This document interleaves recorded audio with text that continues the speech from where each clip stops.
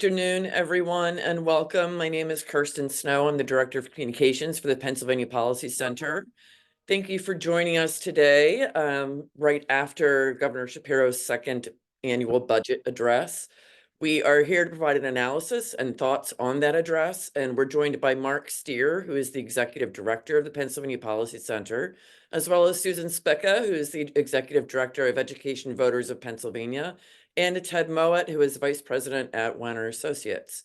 At this point, I'm going to turn it over to Mark. I did want to make a note that at the end, we will be taking questions from members of the media first.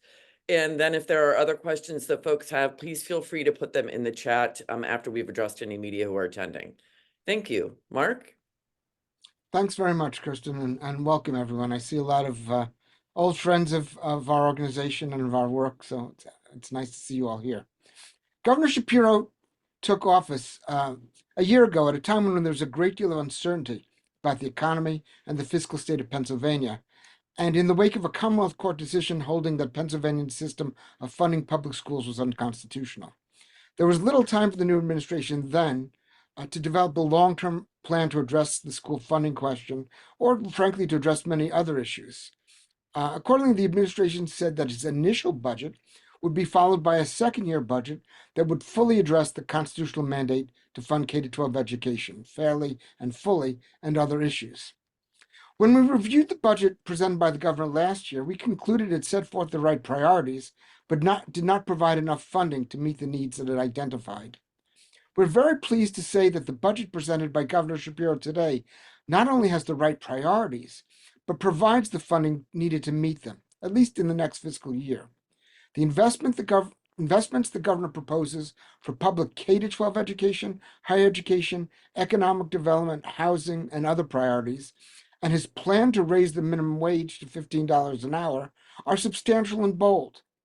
And as important as the new funding proposed is, the governor's budget also recognizes the need for Pennsylvania to do some things differently in many of these areas, particularly in the area of higher education. If adopted by the General Assembly, the governor's proposal would put us on a path to answering the impassioned call for adequately and equitably funding schools made by our young people, their parents, and other Pennsylvanians who have long understood that equality of opportunity, prosperity, and democracy are intricately linked to the kind of education the state provides them. I'm going to say a few words about the budget in general, about the overall spending levels. Then I'm going to turn it over to Susan Spick, who's going to talk about K-12 education. I'll come back to talk a little bit about higher education. Then we'll pass it over to Ted. We'll talk about some human service issues. And I'll come back at the end to talk a little bit about anything that's left over that I know something about. And I should say, it's a big budget book. I didn't get it until 10 this morning, and there's a lot of stuff that I'm sure I don't know yet. And then I'll finally talk a little bit about revenues, the revenues in the current year, the next year's budget, and also future prospects for revenues and the state of the Pennsylvania budget as a whole. So the overall budget, governor proposes a budget of $48.3 billion, which is 8.4% more than the current fiscal year budget of $44.6 billion. This is a substantial increase, but it's a necessary one. Now, when evaluating the overall size of the budget, it's important to keep two things in mind. First, looking at the big numbers can be misleading. As our economy and population grow and inflation occurs, the state budget must necessarily grow.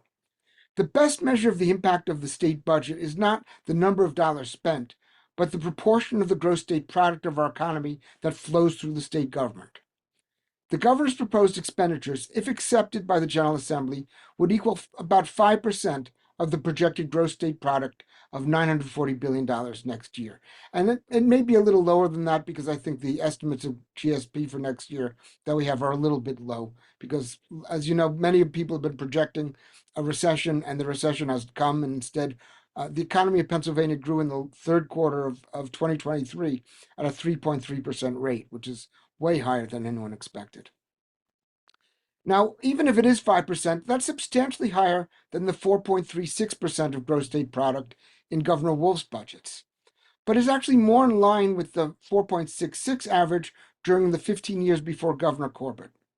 Governor Shapiro is not proposing a major expansion of state government, but rather return to the historical path the state budget was on before the sharp budget reductions of the Corbett years. The second key point to remember about the overall budget number is that Pennsylvania has been falling behind in meeting its responsibility in not just educate our children, but in many other areas. We've suffered from a very severe public investment deficit. For the last decade, our schools have been among the most unequally funded in the country. We are fourth from the bottom in higher education funding and near the top in the cost of public higher education. Our public health spending is close to the bottom. We've cut funding for environmental protection, even as the need to protect ourselves from the dangers of natural gas fracking has increased the demands for inspectors, and so on. The result of that public investment deficit is that inequality in our state has increased and our economy has been growing too slowly.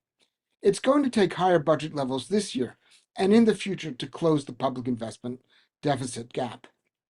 So with this general overview of the total amount being spent, let me turn it over to Susan Spick, who's going to be focusing on probably the most important issue of the year, which is K-12 education funding.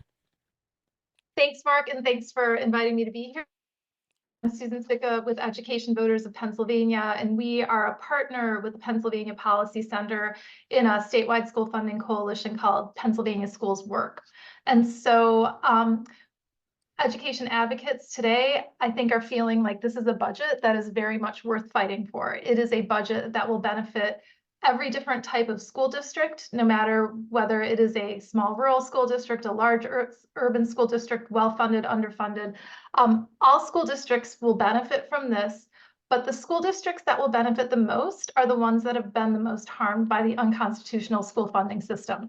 And so I just want to I don't want to get too wonky or numbery, but I just want to I'll take a step back and kind of go through a little bit of what's in here with also a little background about where these numbers came from. So the Basic Education Funding Commission met and determined that there was a $5.4 billion gap between what school districts are spending and what they need to spend in order to be in compliance with the constitutional mandate to provide a thorough and efficient system of education, public education for students.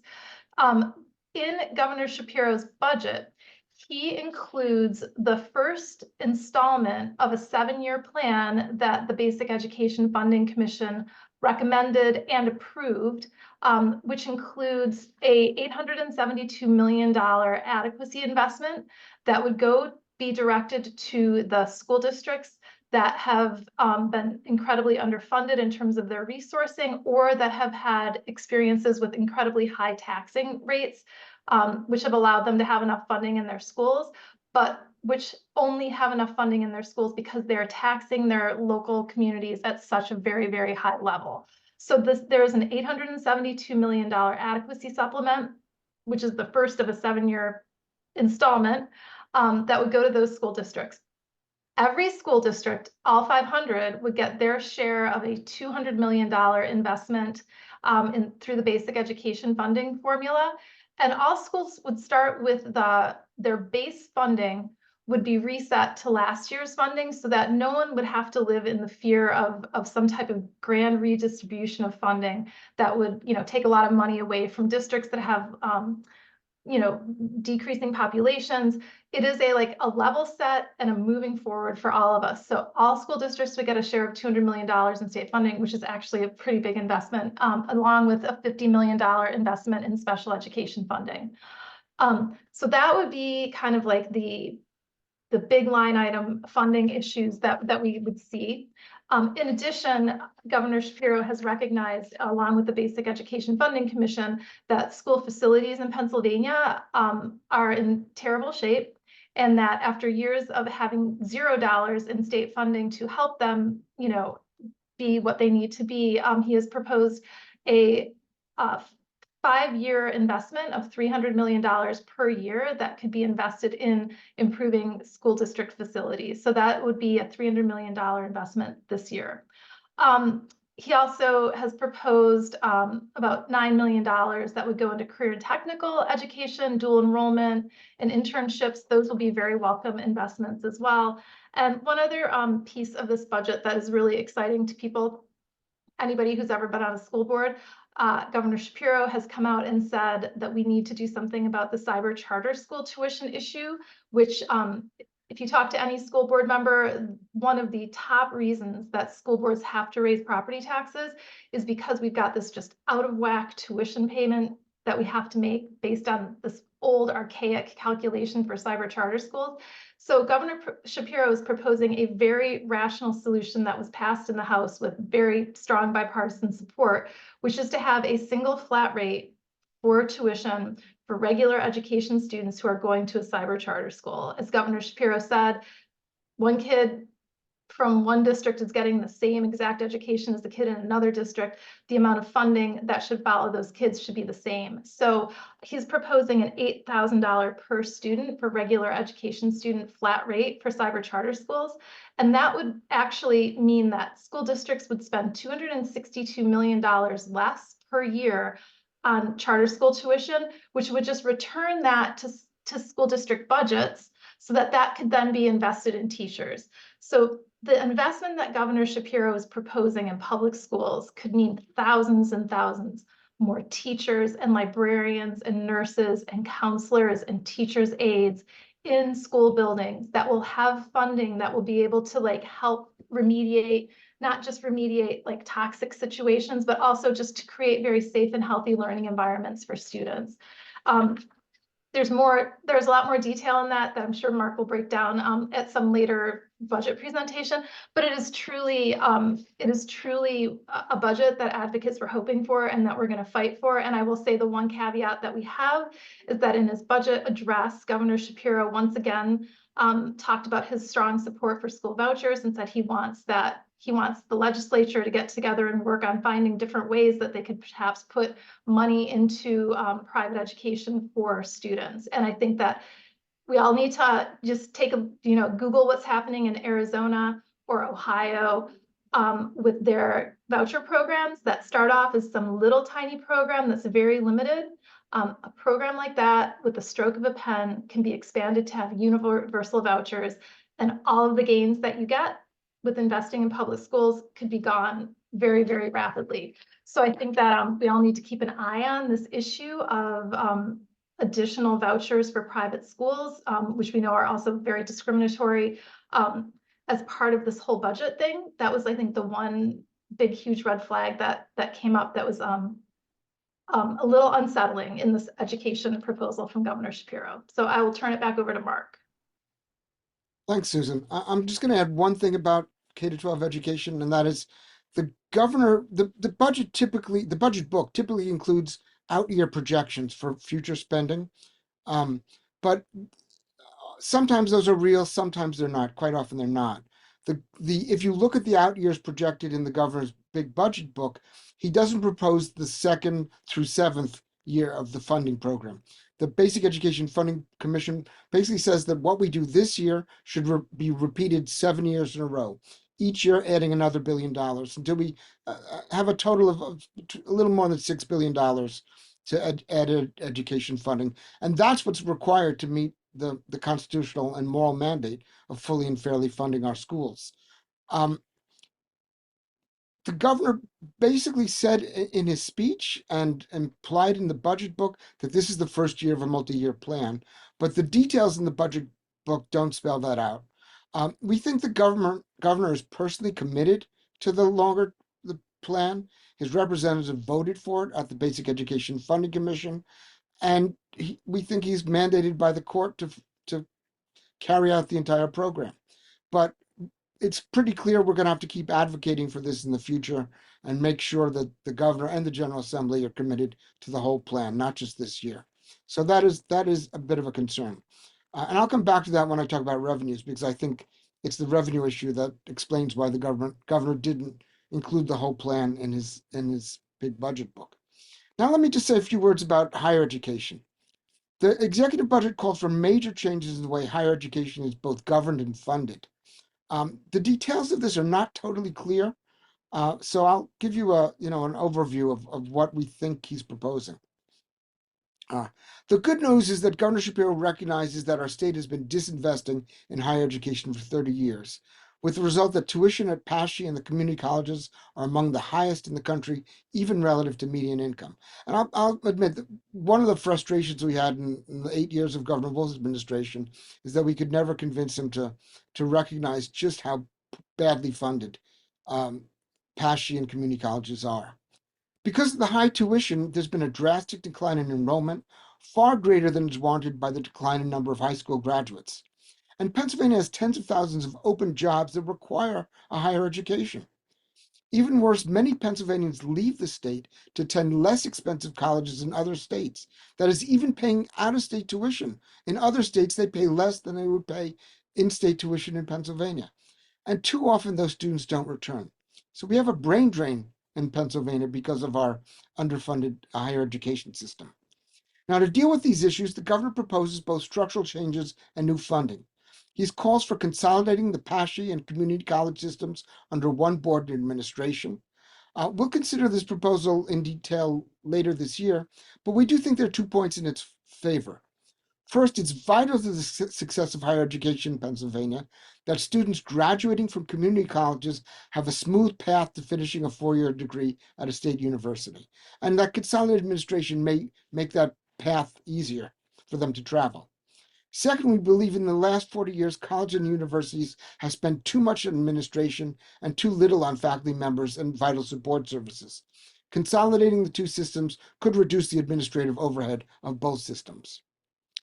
Recognizing the need for new funding to reduce tuition, the governor proposes an additional $127 million in funding for the combined PASHE community college system and $31 million for the state-related universities. Total higher education funding would rise from $1.5 billion to $1.7 billion. He also calls for changing the way state-related universities are funded to remove the requirement that such funding receive a 2/3 vote in both the House and the Senate. This important step is really needed to reduce the tendency of members of the General Assembly to hold funding hostage for the state-related universities unless they do one thing or another thing. It's really not the role of the General Assembly to micromanage our major universities. The consolidation and new funding proposals this year and one promise for 2025-26 budget would allow the state to ensure that any student whose family income is less than the median family income in the state would be able to attend a community college or state university for no more than $1,000 in tuition and fees per semester. Students attending state-related universities would see a $1,000 increase in their FEER grant, bringing it to $6,750 per year.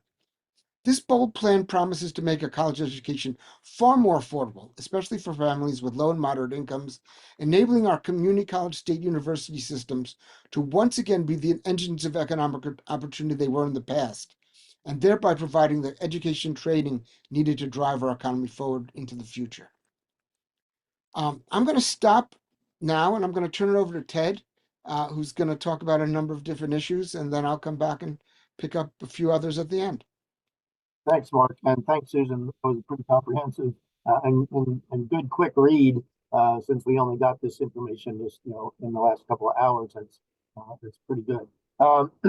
Just one more quick comment about the education part of this for advocates who are putting a lot of credence into the Supreme Court decision.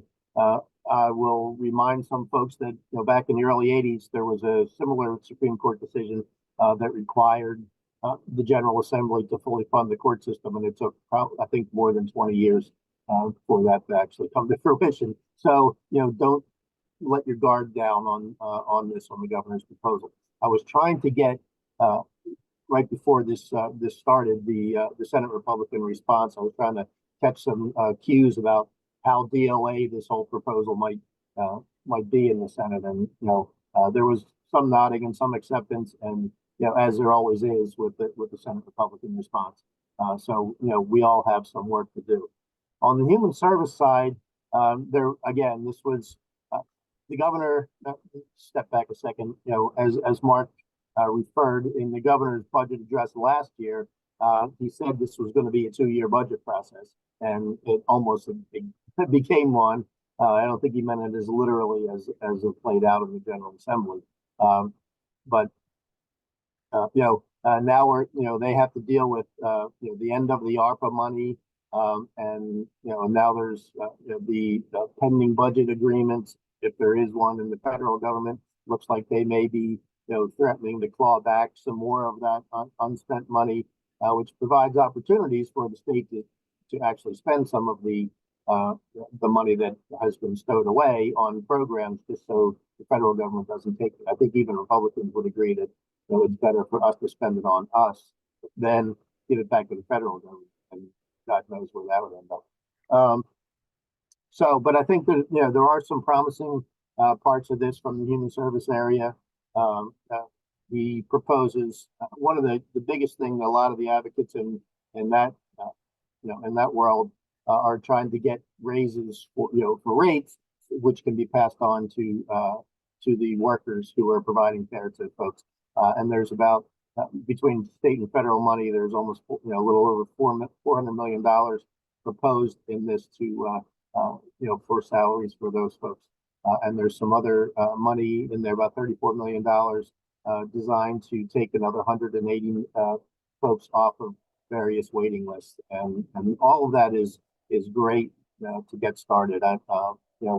Some of us, particularly in the long-term care arena, in home health, on the home health side, have been pushing for some rate refresh and rate studies similar to what they've done for IBD, so that which would almost necessarily lead to rate increases for folks in that area as well. So that's not spelled out in there in this proposal. We got some nods from the budget office that was something that they definitely are considering, and from the secretary. But we'll see how it shakes out in the coming months. I'm looking at. I know Mark's going to spend more time on some of the revenue sources. I noted quickly that they are banking on several $100 million from the legalization of marijuana taxes, and also some money from skill gains. None of those are done deals by any stretch, but it's worth putting in there. There's not there's even less messy references to Reggie now, since the court has shot us down. So I think that revenue idea from last session is not going to be, less budget proposal is not going to be in this one. So looking for other revenues from other places, including hopefully if we raise the minimum wage, there'll be some more PIT income from that.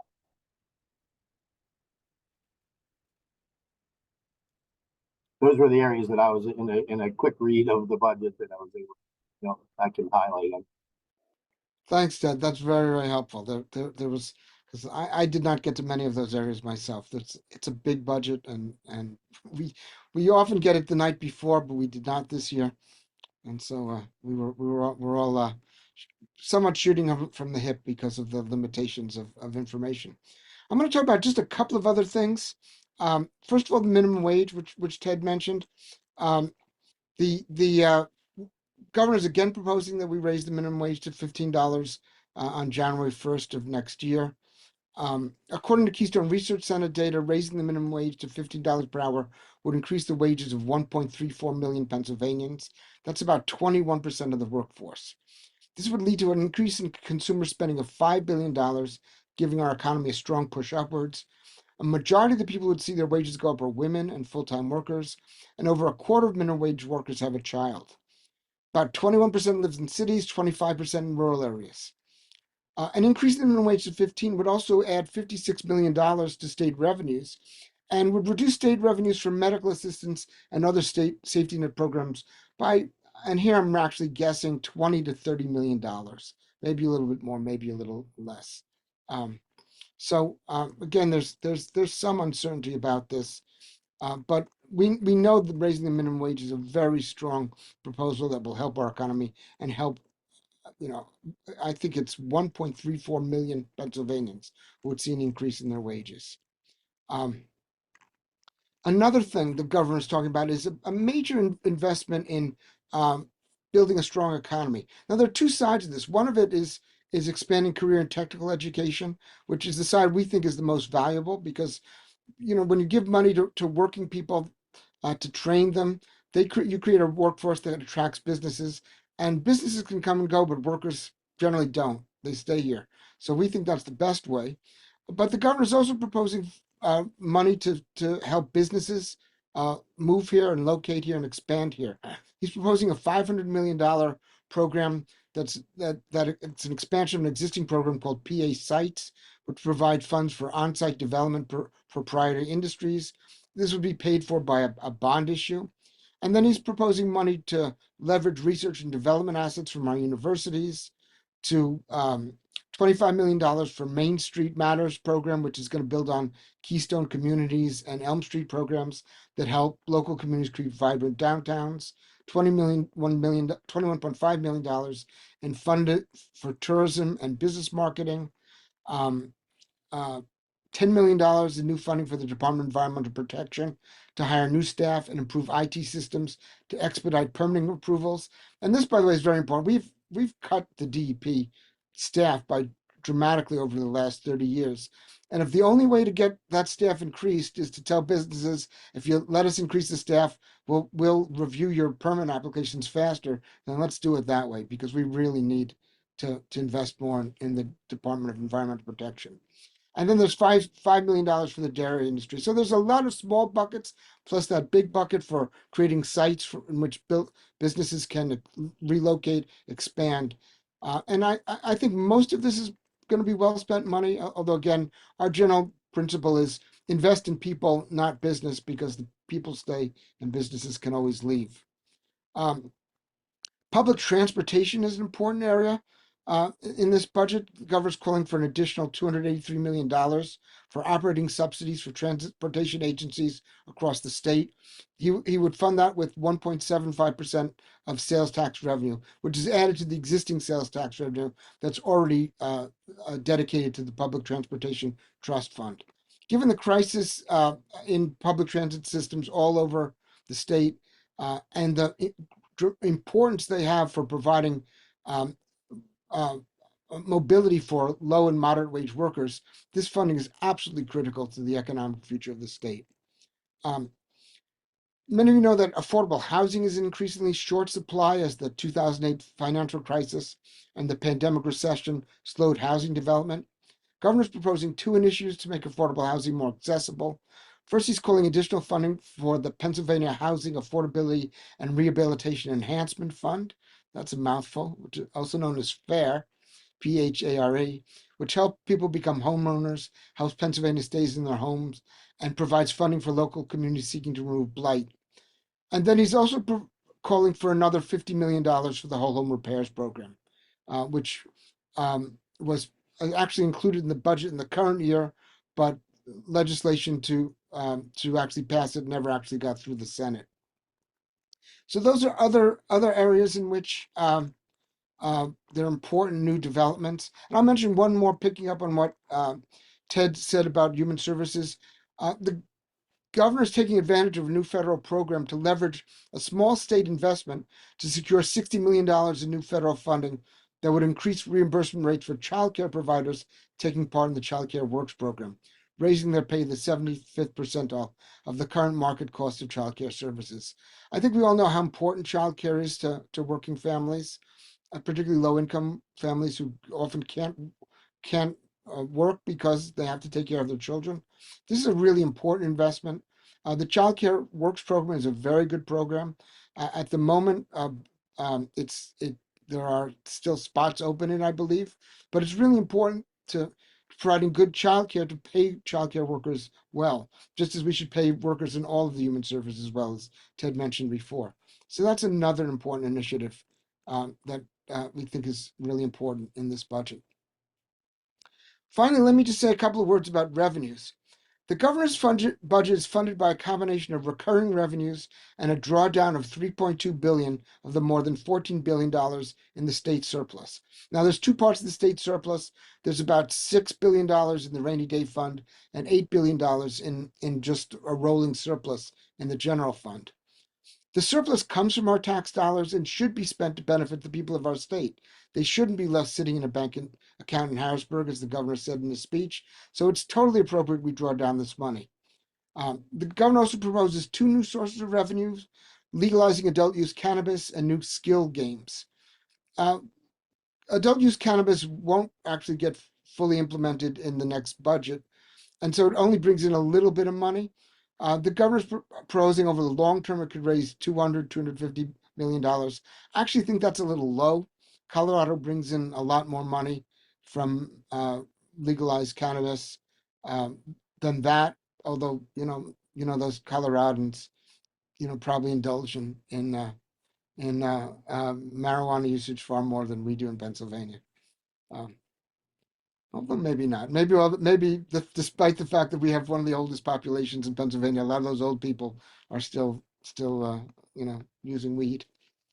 Um,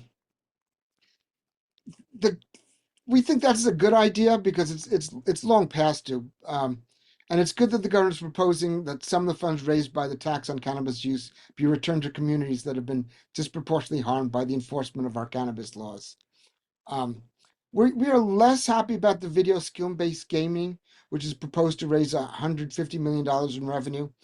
And my guess is, although I haven't seen the details, that most of that revenue raising will come from the sale of licenses to those who plan to offer these new gaming opportunities. Gambling has repeatedly been shown to raise less revenue than expected.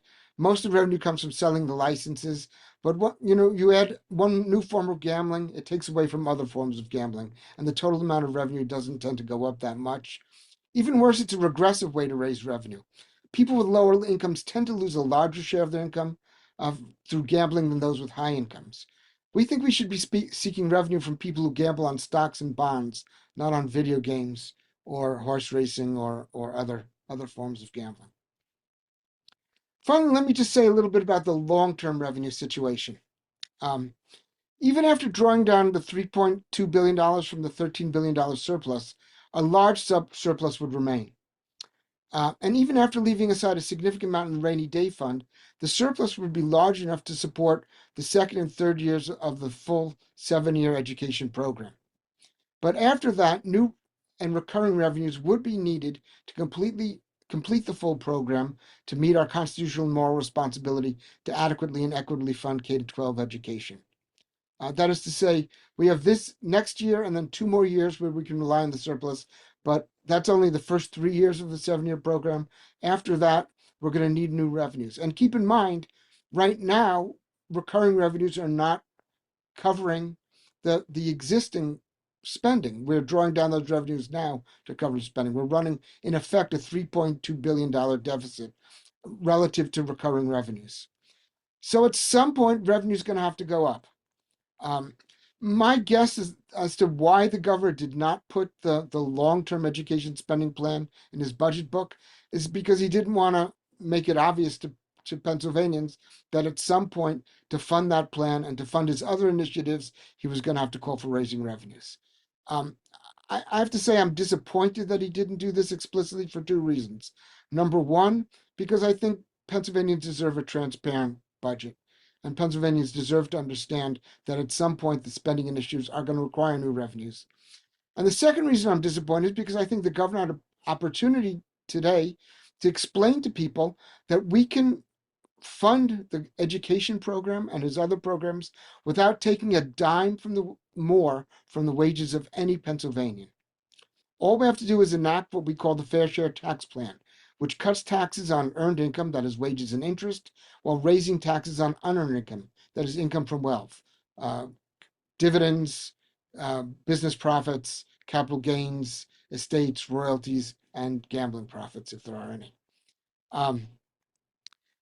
All we really have to do is make sure that the top 1% of Pennsylvanians who pay 6% of their income in state and local taxes pay the same amount or the same share of their income that people in the middle who pay 11.4% of their income pay, or people at the bottom, 20%, who pay 15.4% of their income in state and local taxes. Sorry.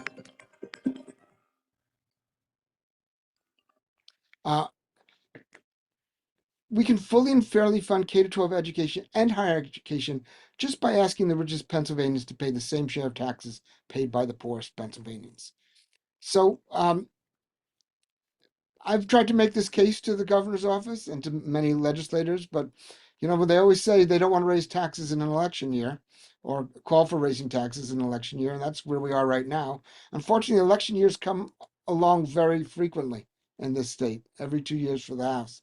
But at some point, we're going to have to raise taxes to fully and fairly fund education, to carry out this higher education program, to do the economic development programs the governor wants, and to provide human services at a level that the people of Pennsylvania deserve. And I think we really need to start talking seriously about what a fair tax system would look like that would enable us to fund these budget priorities over the long term. So I'll stop there and see if there are any questions. Thank you for your patience.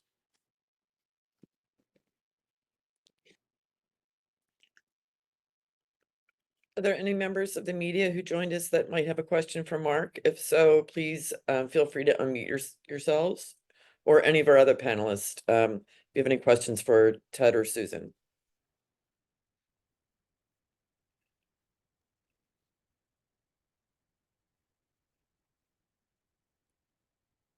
Are there any questions from our partners?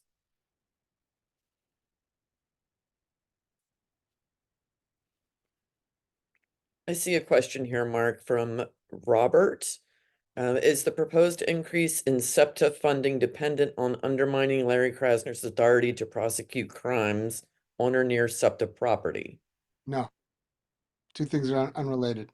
Yeah. We have another question that was posed earlier. Wondering at what point the $15 hour minimum wage will no longer be a living wage. It seems like that's likely to happen before Pennsylvania gets a $15 minimum wage. Yeah, we're pretty close to that point now.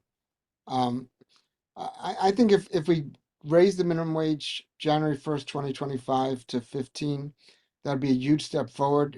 If we have a cost of living increase that's based on the right index of inflation, that will keep raising that wage. But frankly, I think we're at a point where a $17 or $18 minimum wage makes more sense for Pennsylvania. And some states around us are already moving in that direction.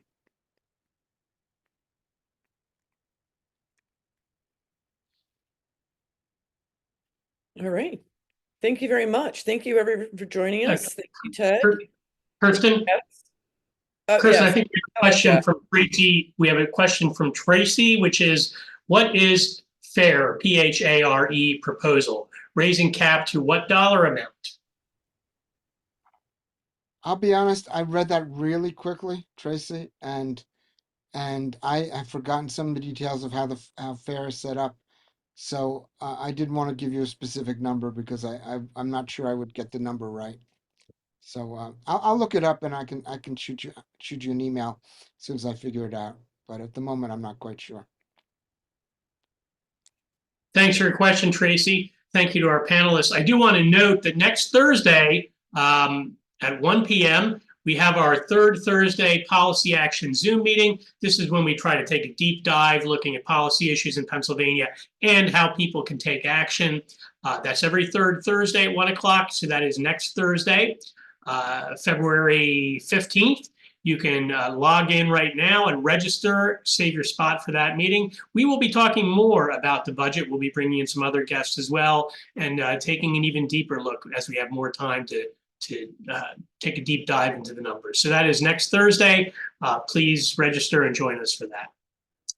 Turn it back over to you, Kirsten. Thanks, Jeff. And thank you everyone for joining us. Have a safe afternoon and hopefully we'll see you next week. Thank you all.